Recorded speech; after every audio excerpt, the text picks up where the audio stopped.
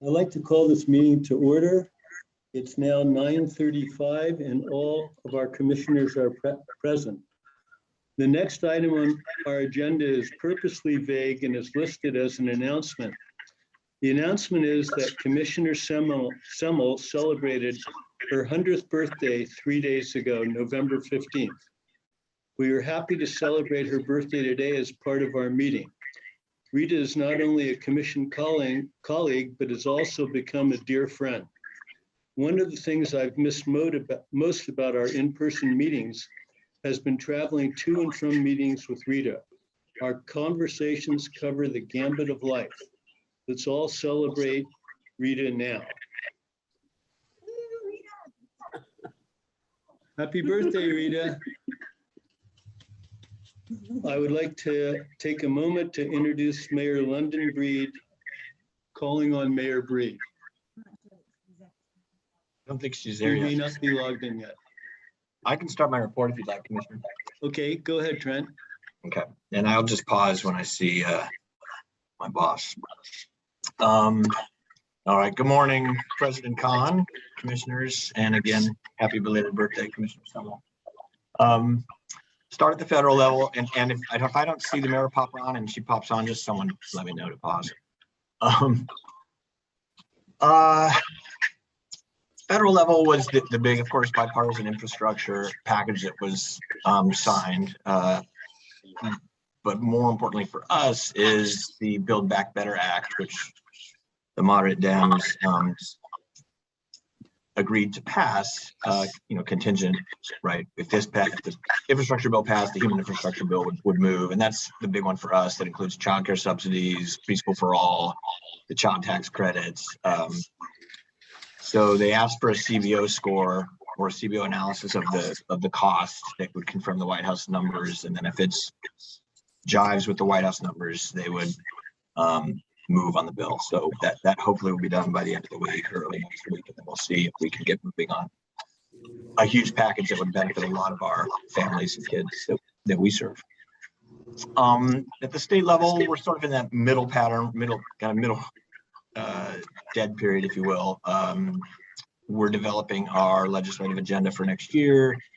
The County Welfare Directors Association has its annual retreat in early December.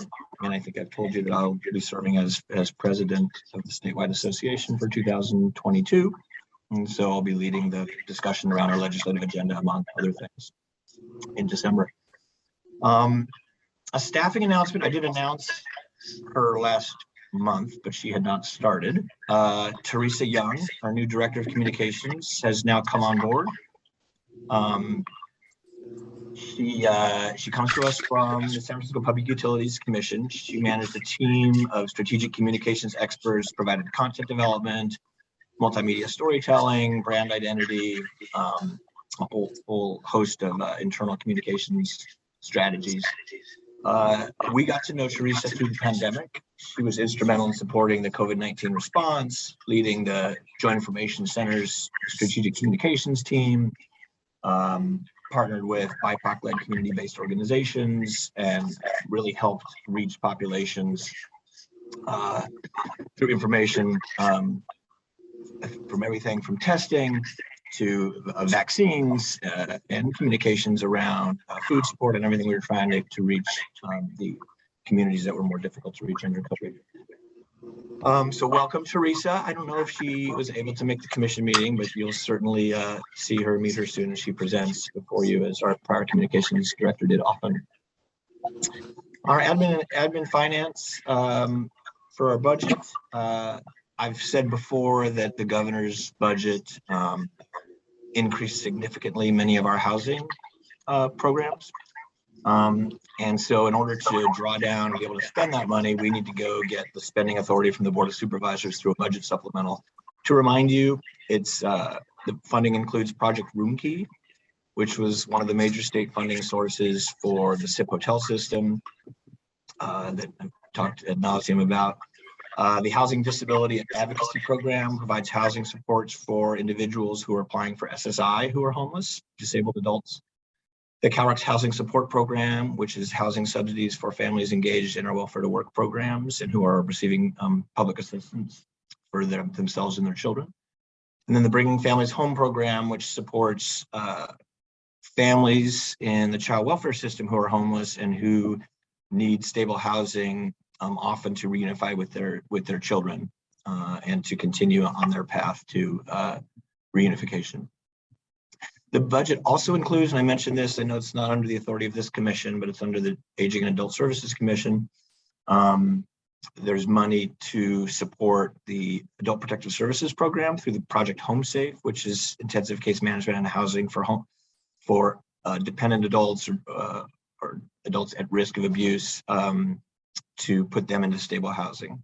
And then also related on the adult side, Commissioner Semmel, you'd be interested in this, but the supplemental will include additional IHSS, in-home supportive services staff, to work explicitly with clients coming through the SIP hotel system and into permanent supportive housing. So basically allows us to draw down federal and state money to provide services and support within our hotel and supportive housing system, which is a really good way to fund supportive housing so it doesn't just fall to the city general fund.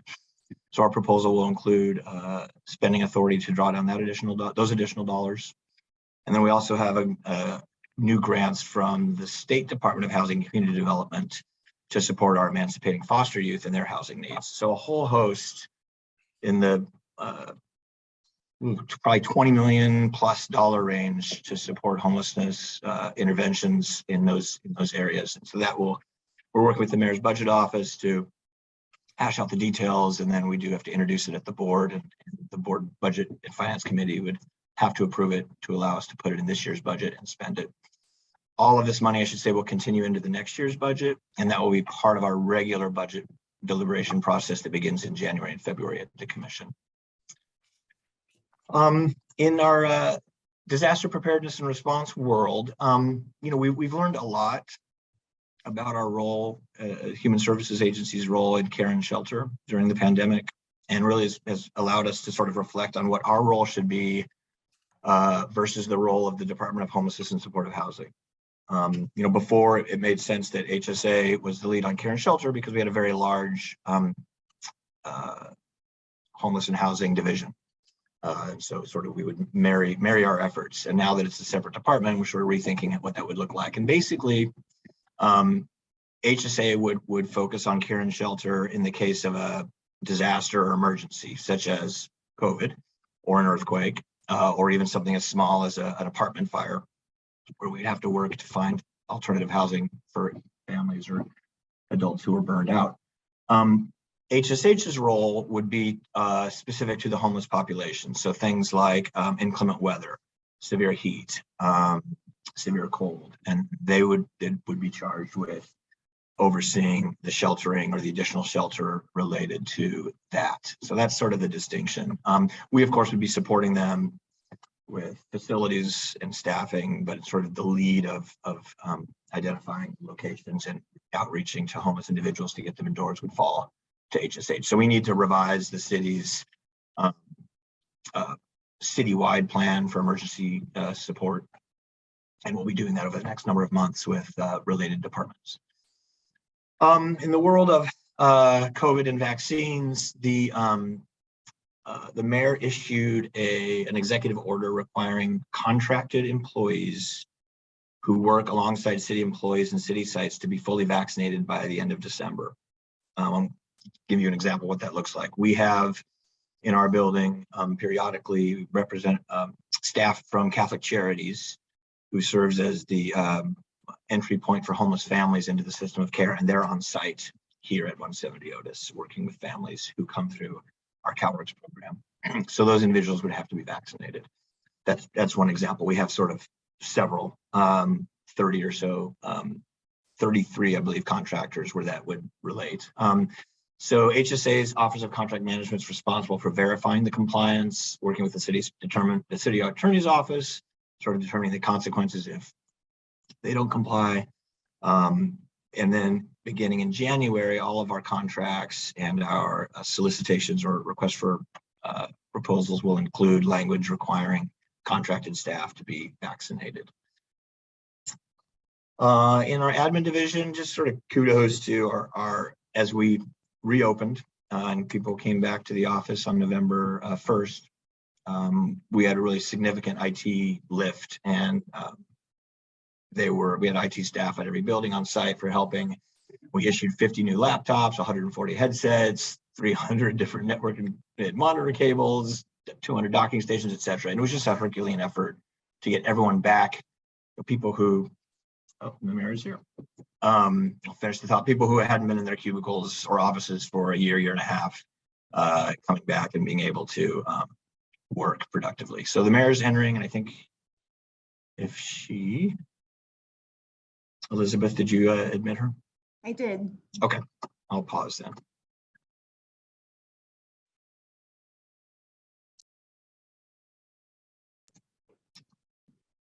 Mayor Breed, are you on?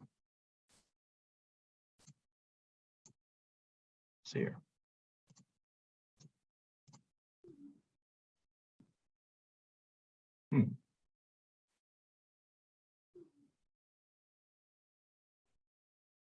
Jackie? Go ahead and introduce her. Okay. I don't see her, but hopefully she's on. She really needs no introduction. She's not only my boss, but she's the mayor of the city and county of San Francisco. Mayor London Breed wanted to join us today to say a few words about one of our commissioners. So go ahead, Mayor Breed. All right. Good morning, everyone. Can you hear me? Yes. We Okay. can. Having a few technical difficulties this morning. You would think after almost 2 years that we'd be able to figure all this technology and Zoom stuff out. But thank you all for joining us this morning. I just wanted to hop on and wish Commissioner a happy 100th birthday and present her with a proclamation, which I have, and I will get to you. Rita, it's San Francisco, like you, make our city great. You spent decades serving our city, and your legacy of leadership and advocacy have really changed the lives of so many residents in our community. Your work truly speaks for itself, but I want to point out that your long history of inspiring and fighting for those struggling to get by and get access to the resources they need. When our former mayor, Ed Lee, first appointed Rita to the Human Services Commission, I witnessed her determination and passion to help those around her. Her lifelong commitment to uplifting others and dedication to social justice is embedded into our history here in San Francisco. Over the years, we have watched as Rita served on countless boards and councils, including her time as Associate Director and then Executive Director of the Jewish Community Relations Council. And in 1964, when she served on the committee that organized the San Francisco Conference on Religion and Race. As a co-founder and past chair of the San Francisco Interfaith Council, Rita was so instrumental in developing the Interfaith Winter Shelter Program. And I remember that with you and Michael Pappas and everything you all did to help protect people during the winter. It was extraordinary. It provided additional shelter and meals for those experiencing homelessness. Whenever someone needs Rita, she shows up and she gets the job done. Anyone who knows her knows that she doesn't do this for the glory or for awards. She has always been about making life better for her fellow San Franciscans and doing what needs to be done to improve the lives of people in the city. She believes in fixing up her own backyard, and the work she does in our community is why we are here today.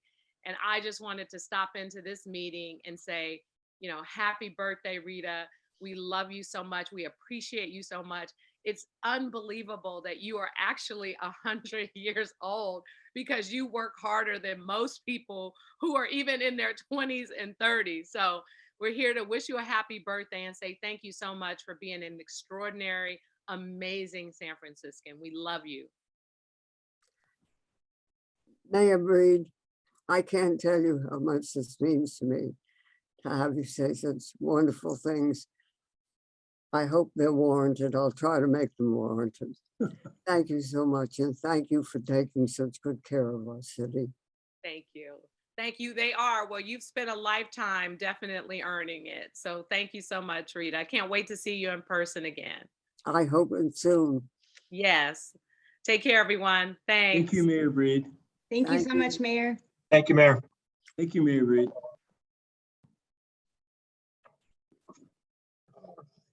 Does anybody want to? Any other members of the commission that would like to speak now?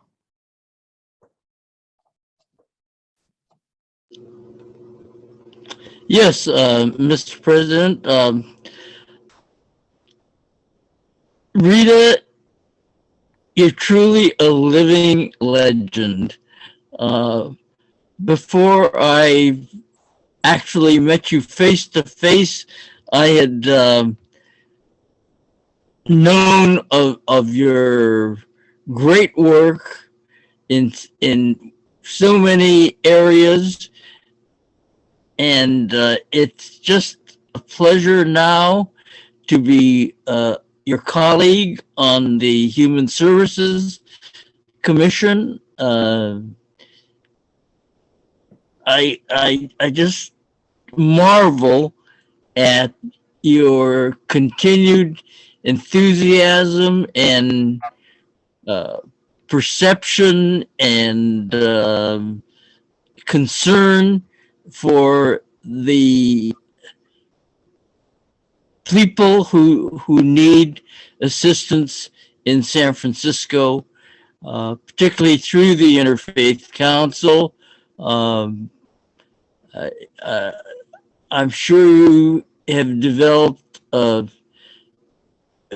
great facility in herding cats, and so I just lost my head on that one. And Rita, I already wished you happy birthday. I say it again, and I want to keep saying it for many years to come on the 15th of November. Thank you very much. Some people don't know when to quit. Anybody else? Any other birthday wishes or comments? Not to prolong the time, this is Janice McCrae, and I simply say, happy birthday, Ms. Simmel. Since 1982, you've been a light and a torch in both my ministry and my life. And I thank you for your graciousness, for your kindness, and for your humility. Always approachable, always full of wisdom. And I thank you and wish you happy birthday. I say 10 because I'm learning the new math that's now required, but happy birthday. Thank you so much, James. Any other comments before we move on? I'd like to say a couple things if I could. Sure. I just want to share with those who may not know, I know there's a lot of people in the commission on the Zoom, and I want them to understand sort of the depth of Rita's commitment through telling one thing that she did, one of the hundreds and hundreds of things she's done for the city.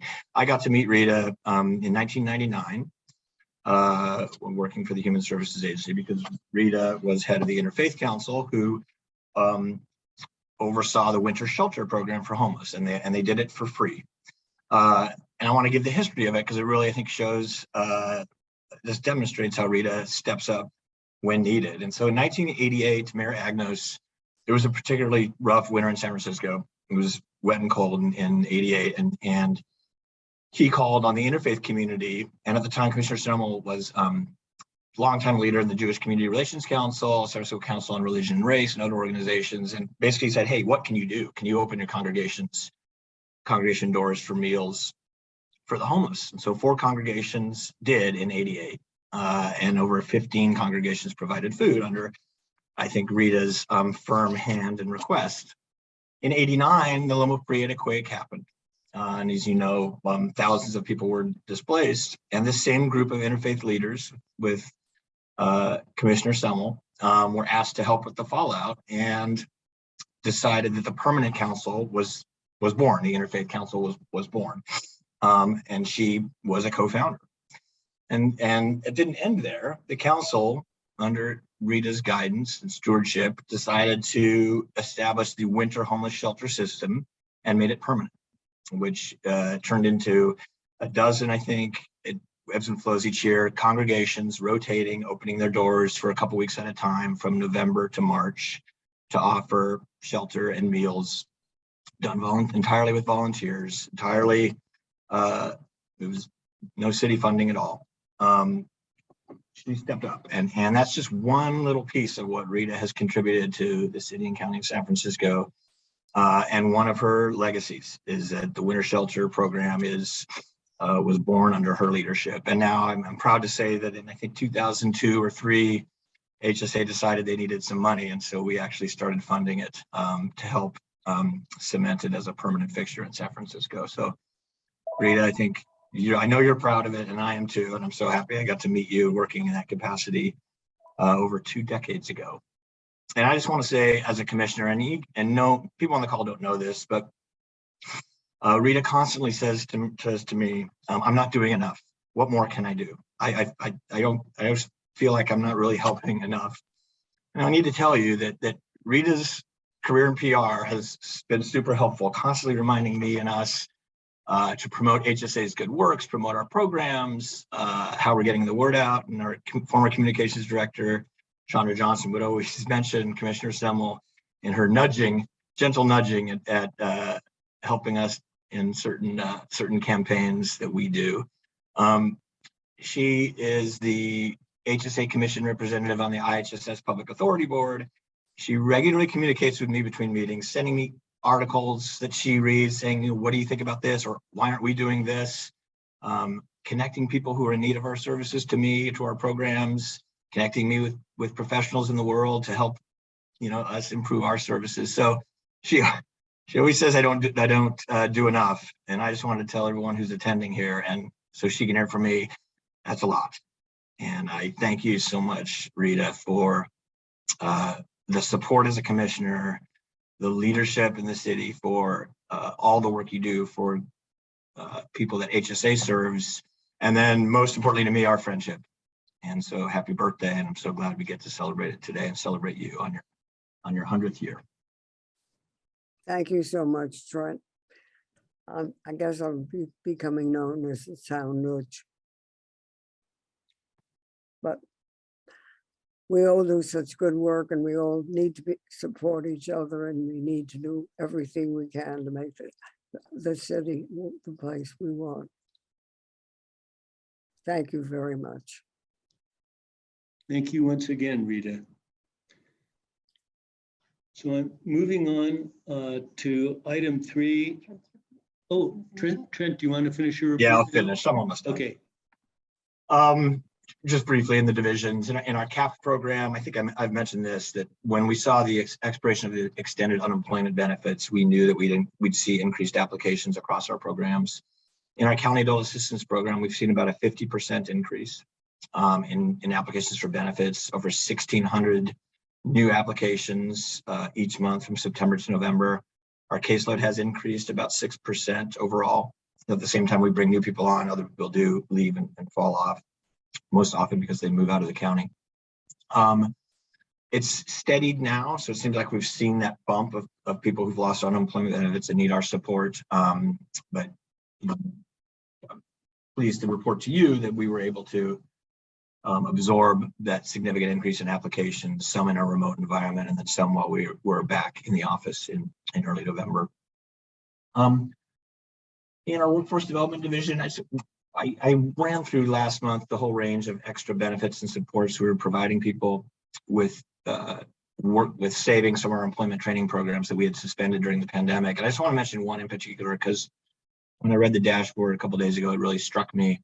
We've now provided $2,500, so one-time funds, to 526 undocumented households in San Francisco. These are households who weren't eligible for the federal or the state stimulus payment. And to be able to reach that many undocumented households who as you might expect, don't necessarily want to be seen or known by government at any levels for fear of reprisal based on their immigration status. But we were able to reach that many. And so just kudos to our staff, to our CBO partners for getting the word out and getting a significant amount of money into the hands of households who were overwhelmingly disproportionately hit by COVID. So I just wanted to bring that to your attention. And then in our CalFresh and Medi-Cal programs, we, as I've reported in the past, the state had suspended many of the requirements for eligibility because of COVID. So face-to-face interviews, renewals of benefits where you have to go in and say you're still alive and you're still low income. Those were all suspended. And there's indications that the state will continue to suspend them at least through up until the spring, as the governor extended his emergency authority. So it's great news for us. It means that households can stay on their benefits and they don't have to be discontinued for failure to report or submit a form or whatever. And then lastly, Family and Children Services, just one item. I meet periodically with foster parents and reps from the Foster Parent Association. And about a year ago, actually it's probably more than a year ago, a couple of years ago, 2 foster parents came to me and said they give clothes away to other foster parents. Foster parents who may be taking care of babies or maybe young kids and need more clothes. And so they've been sort of an informal clothing drive. So they asked if HSA could find a place for them to actually have a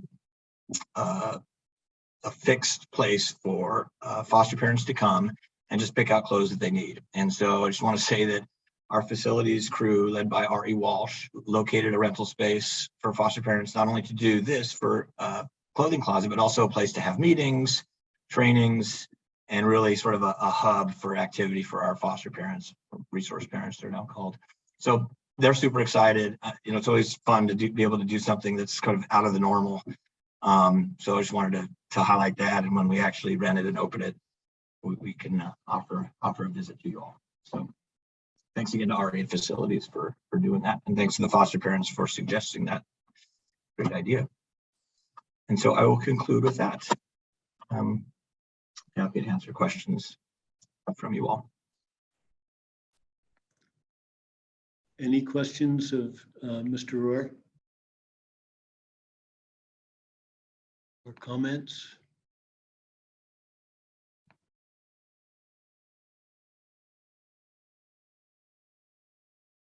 Seeing none, then I would like to move on to item 3 of our agenda, the adoption of the agenda.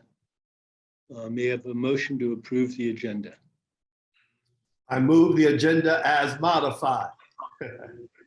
Second, All in favor? aye. Can you raise your hands, please? All in favor? So moved. Item 4, adoption of the September 23rd, 2021 special meeting minutes.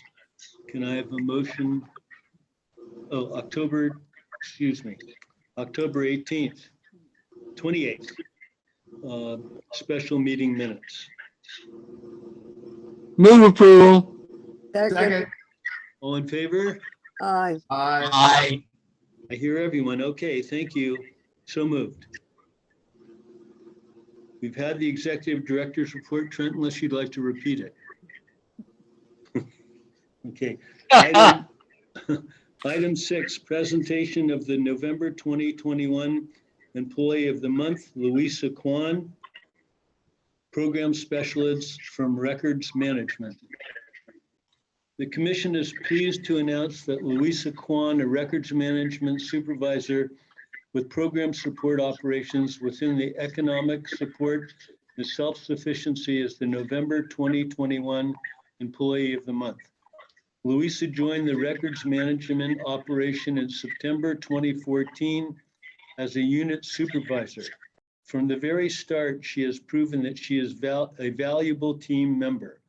Louisa quickly learned the essential job functions of her unit and contributed early on to the productivity of her assigned unit. Louisa effectively collaborates with and is highly respected by her team members, peers, managers, and staff in other programs. She is constantly seeking ways to improve service delivery to both internal and external customers. Her excellent analytical and problem-solving skills make her a great resource not only to her own staff, but also to workers in other programs. She is usually called upon to participate in special projects because she can be trusted to productively contribute towards the successful planning and subsequent implementation of such initiatives. Louisa is of the subject matter experts in program support operations who is actively engaged in the various CalSAWS committees and workshops. CalSAWS is the first California statewide automated welfare system to bring all 58 countries together at one joint powers authority. It is a huge undertaking and will implemented in October 2023. CalSAWS will replace CalWin, which is the current system used by SFHSA. Louisa exemplifies the agency's core values, fully embraces its vision, and completely supports its mission. Louisa is the true embodiment of a star performer and is absolutely deserving of this award. Congratulations, Louisa. Mr. Rohr, would you like to add to these comments? Thank you. I don't see her on, but hopefully she's here somewhere. I just want to say, since you mentioned CalSAWS in your summary of why we're recognizing her, that this is a huge undertaking, statewide, but also in San Francisco, where we're converting our IT system, our backbone to all of our benefits programs, and come online late in 2023. But there she is. For you to step up and give San Francisco's voice to the development of CalSAWS will only help us when we ultimately go live in 2023. I went through the conversion to CalWin that we did, I don't know, probably a decade ago or more. And it's very, very difficult. It's very challenging. The system doesn't always work well. And at the same time, you have clients who are trying to get onto benefits, and it can be very frustrating for staff and for clients. And so we're counting on you to provide your expertise so we can minimize the bumps when we go live. And we're in addition to your regular job.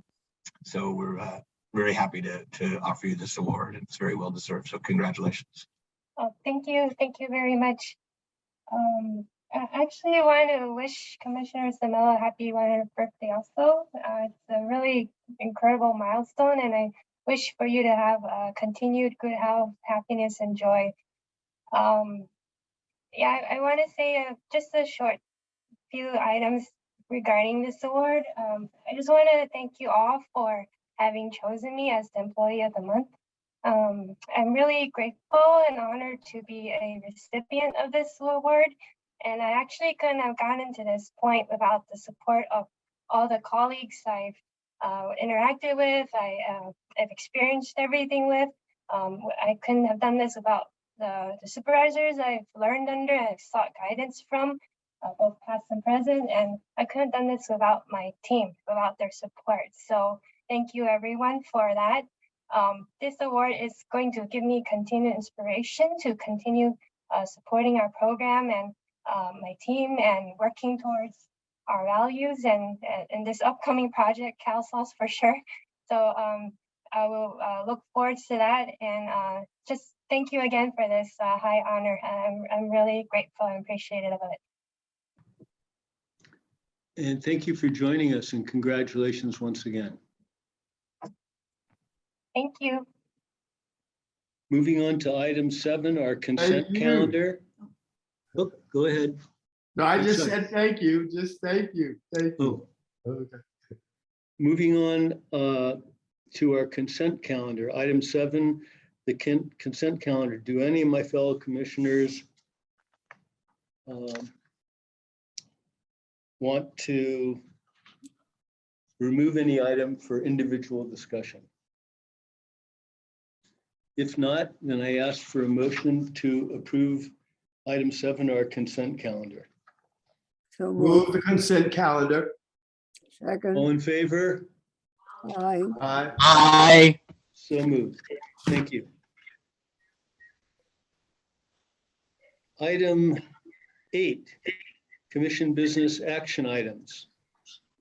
From item 8C of the October 28th, 2021 regular meeting, requesting authorization to enter a new contract agreement with multiple providers for the provision of innovative neighborhood food support for the period November 1st, 2021 through June 30th, 2022, in the combined amount of $3 million plus 10% contingency for a total amount not to exceed $3,300,000. On the motion of I'm going to read from the October 28th meeting minutes.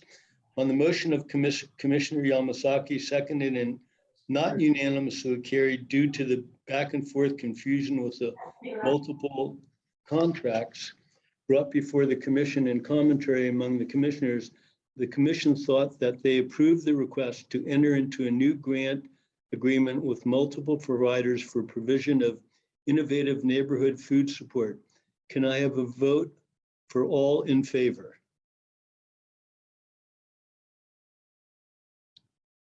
I see Commissioner McCray has voted with his hand up, yes.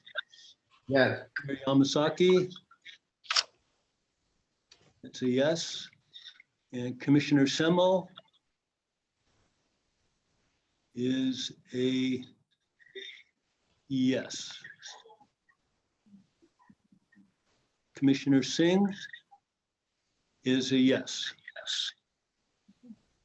So moved. Thank you.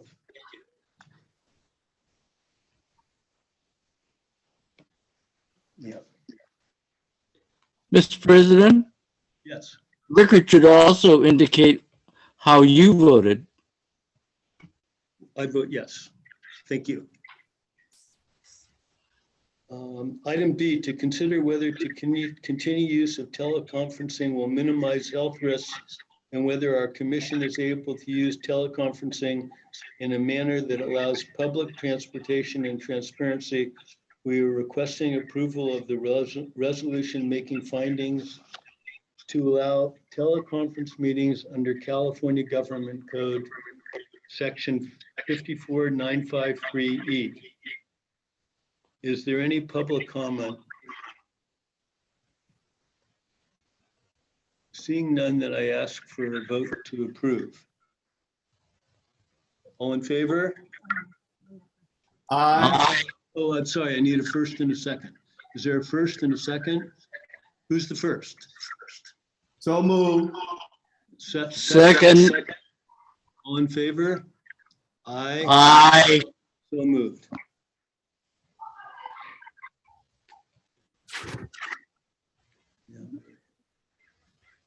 Item C, permission to enter into a state agreement for the provision of legal consultation and representation for the Resource Family Approval Program from the time period July 1st, 2021 through June 30th, 2024. Calling on Casey Shute. Hi, good morning, President Khan and Commissioners. I am Casey Schutte, Program Analyst with Family and Children's Services, and I'm here today to seek your authorization to retroactively enter into a grant agreement with the California Department of Social Services for the provision of legal consultation and representation for the Resource of Family Approval Program for the period of July 1st, 2021 to June 30th, 2024. The Resource Family Approval Program, commonly referred to as RFA, was created to provide a unified process for licensing foster homes and approving relative caregivers. The agreement before you today is for the CDSS Legal Division to provide San Francisco with legal consultation and representation in the RFA appeal process. When an application to become a resource family is denied or approval is rescinded, or a criminal exemption is denied or rescinded, the family can appeal the decision. There is a hearing process through the state, and CDSS provides legal representation and consultation to San Francisco in these matters. The CDSS Legal Division also meets regularly with our county RFA program to consult on decisions before they are finalized and before any notice of action is issued.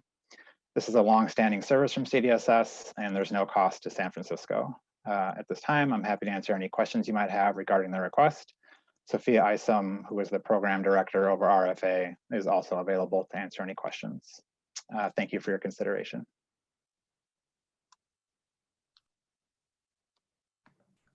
Any comment from the members of the commission? Move approval.